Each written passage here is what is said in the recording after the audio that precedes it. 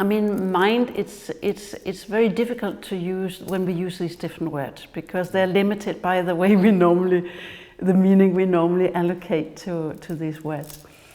But when we talk about, we have chosen to use mind. We could use awareness, we can use consciousness, we can use the word mind. But we have chosen to use mind because it's a little bit broader. Still, having to take into account in England or in US, if you say mind, it's just conceptual mind, it's just language mind. So when we talk about mind in this context of the Eastern tradition, it goes far beyond that.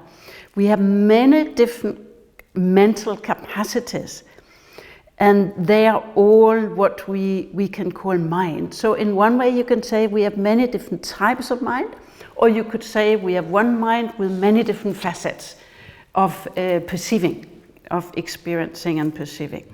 So we have a whole range of like cognitive ways. That means cognitive, I use the word in respect to using language.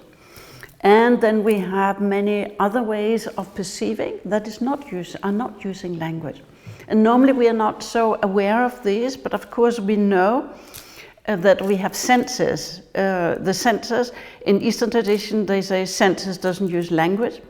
But if we use into cognitive psychology and other types of psychology, they would say, oh, but we don't have any direct perception through the senses without the cognition, without the knowing about the sense data. So this is also a big difference in the Eastern traditions and the modern psychology. So that make a tremendous difference, because if we only have the language realities, or you can say the language way of cognizing reality, then you can see we are learning a language, and when we use language, then we have to pick and choose what we name. So when we pick and choose what we name, it's determined in a certain way what we name, and there's a lot of things we are not naming. If we look into the Eastern tradition analysis of when we use language mind, then we can see that the only thing that are part of the conceptual reality is that which we name.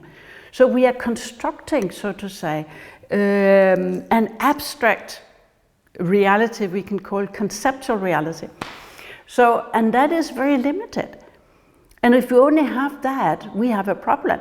Then we are so determined by the culture, we are so determined by the way we are brought up, we are so determined by our education.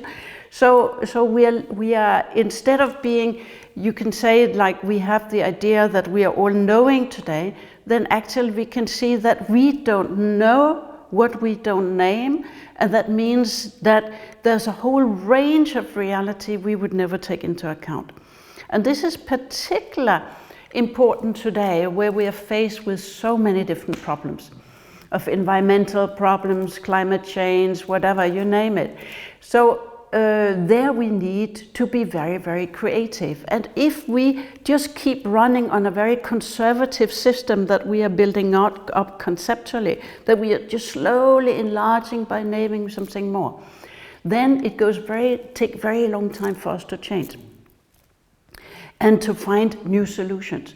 So what they are suggesting from the ancient tradition, they're saying we should never just use language minds alone. We should always use the complementary effect of we have language mind together with a non-language mind, because non-language minds cannot select what is experienced. So if we have these two systems working together, they work in a complete complementary way that make us unique in the way that we have a lot of creative possibilities coming up. Becoming genuine creative, because we have all the particulars that we did not name. They're actually there. So we can see what we name, we can see how we make structures, and we can see what we are not naming, so we can make other structures, we can make other solutions.